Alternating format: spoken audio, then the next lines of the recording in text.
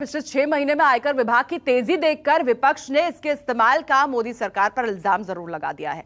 दिल्ली, बेंगलुरु से चेन्नई और भोपाल तक के छापों पर विपक्ष का कहना यह है कि सरकार डराने धमकाने का ही काम कर रही है, जो आचार संहिता का सीधा सीधा उल्लंघन माना जा सकता है।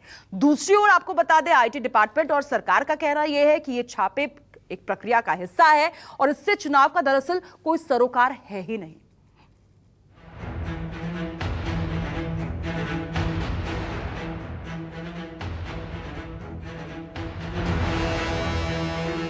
दिल्ली, भोपाल, इंदौर, ईटानगर, हैदराबाद, बेंगलुरु, 3 दिनों में 52 लोकेशन पर ताबड़तोड़ रेड।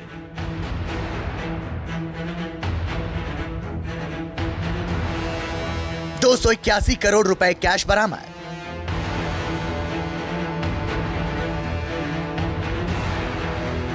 सीएम के काफिले से 1 करोड़ 80 लाख कैश बरामद। जरा सोचिए, देश का आयकर विभाग कितना सजग, सचेत और सावधान है। काले कारोबार की भनक मिलती है और छापों का दौर शुरू हो जाता है।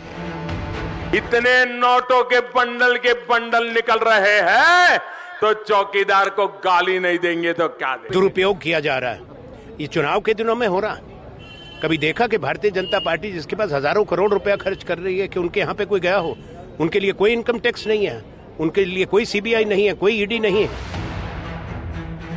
छापों के दौर में तेजी के कारणों की तह में जाएंगे और देखेंगे कि विपक्ष के इन आरोपों में कितनी सच्चाई है कि आयकर विभाग के ये छापे सियासी बदला लेने के लिए सरकार करवा रही है।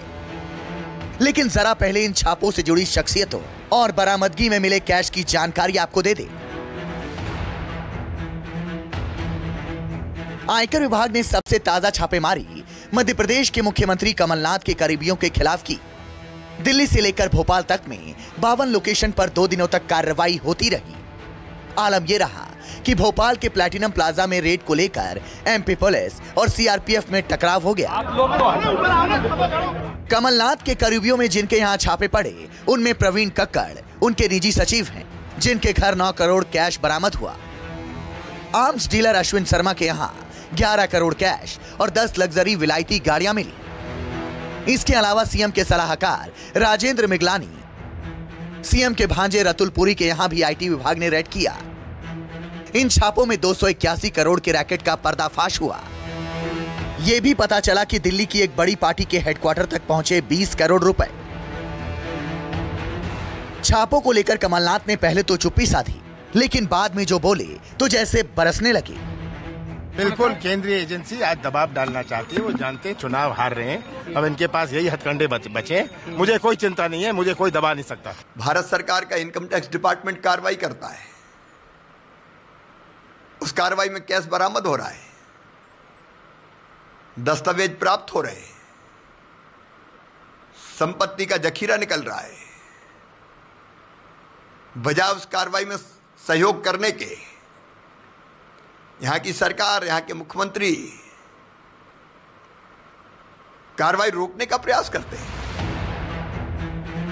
दरअसल इनकम टैक्स डिपार्टमेंट के छापों की तादाद में पिछले 6 महीने से इजाफा हुआ है। छापों की संख्या विपक्षी पार्टियों के नेताओं, रिश्तेदारों या अफसरों के खिलाफ ज्यादा हुए हैं। सवाल तो खड़ा होना ही था कि चुनाव के ऐन पहले इन रेड के पीछे क्या सियासी बदले की मंशा है। खुद प्रधानमंत्री और गृह मंत्री कहते हैं, जी नहीं, ऐसा बिल्कुल नहीं है। असली चोर कौन है?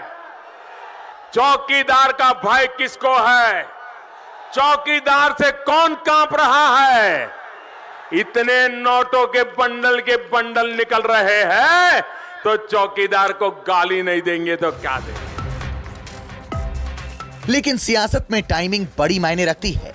विपक्ष आरोपों के गोले क्यों ना दागे? दुरुपयोग किया जा रहा है। ये चुनाव के दिनों में हो रहा है। कभी देखा कि भारतीय जनता पार्टी जिसके पास हजारों करोड़ रुपया खर्च कर रही है कि उनके यहाँ पे कोई गया हो? उनके लिए कोई इनकम टैक्स नहीं है, उनके लिए कोई सीबीआई नहीं है, कोई ईडी नहीं है। कांग्रेस कमलनाथ के करीबियों के खिलाफ रेड पर ही सवाल नहीं उठाती, बल्कि आंध्र प्रदेश में टीडीपी नेता के खिलाफ छापे पर सवाल उठाती है। गुंटूर से टीडीपी सांसद गल्ला जयदेव के घर छापा पड़ा तो मुख्यमंत्री चंद्रबाबू नायडू मामला लेकर चुनाव आयोग के पास शिकायत करने भी पहुंचे। गल्ला जयदेव 2014 के लोकसभा चुनाव में सबसे अमीर उम्मीदवार थे। आंध्र प्रदेश के लिए विशेष दर्जे के मुद्दे को लेकर टीडीपी का बड़ा चेहरा है।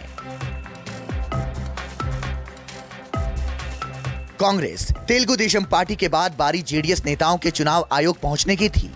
जेडीएस के नेता सीएम पुट्टाराजू के घर छापे पड़े तो मुख्यमंत्री एचडी कुमारस्वामी ने इसकी शिकायत भी की और आयकर दफ्तर के पास विरोध प्रदर्शन भी किया। इसके बाद 29 मार्च को विपक्ष की एक और पार्टी डीएमके के खजांची दुराई मुरुगन के तमिलनाडु में वेल्लोर, कटपाडी और दूसरे स्थानों पर छापे मारे गए। बीएसपी सुप्रीमो मायावती के सचिव रहे रिटायर्ड आईएएस नेताराम के घर पर आयकर विभाग की छापेमारी में बड़ी कामयाबी मिली। लखनऊ में हुई छापेमारी में करीब 250 करोड़ की संपत्ति के कागजात मिले। इसके अलावा 50 लाख की कीमत वाले मोंट ब्लांक के पेन भी मिले। चुनाव आचार संहिता के मुताबिक छापों को लेकर आयकर विभाग को चुनाव आयोग को रिपोर्ट करना ही होगा और उसकी भूमिका सिर्फ धनबल के दुरुपयोग को रोकने की होगी। चुनाव के दौरान रूटीन जांच प्रक्रिया को ठंडे बस्ते में रखा जाएगा ताकि चुनावों पर कोई असर न पड़े और इस परंपरा का इसके पहले तक पालन भी होता रहा। अब ये सब सारी एजेंसी जो रेड कर रही हैं, जो अपना काम कर रही हैं, पहले भी कर रही थी और उनका काम ऑनगोइंग है। उनके ऊपर तो कोई इलेक्शन कमीशन का कोड ऑफ कंडक्ट लागू नहीं होता है। उनको जहां से जो जानकारी मिलती है उस आधार पर वो काम कर रही हैं। सवाल है कि क्यों अब नहीं हो रहा इसका पालन? क्या विपक्षी पार्टियों के आरोपों में यह सच्चाई है कि केंद्रीय एजेंसियों का सरकार गलत इस्तेमाल कर रही है? विपक्ष का सीधा आरोप है कि मोदी सरकार डराने धमकाने के लिए आयकर विभाग, प्रवर्तन निदेशालय और सीबीआई जैसी एजेंसियों का इस्तेमाल कर रही है, जबकि सरकार का कहना है कि ये सारे आरोप बेबुनियाद हैं। मनीष कुमार, दिल्ली, न्यूज़ 24।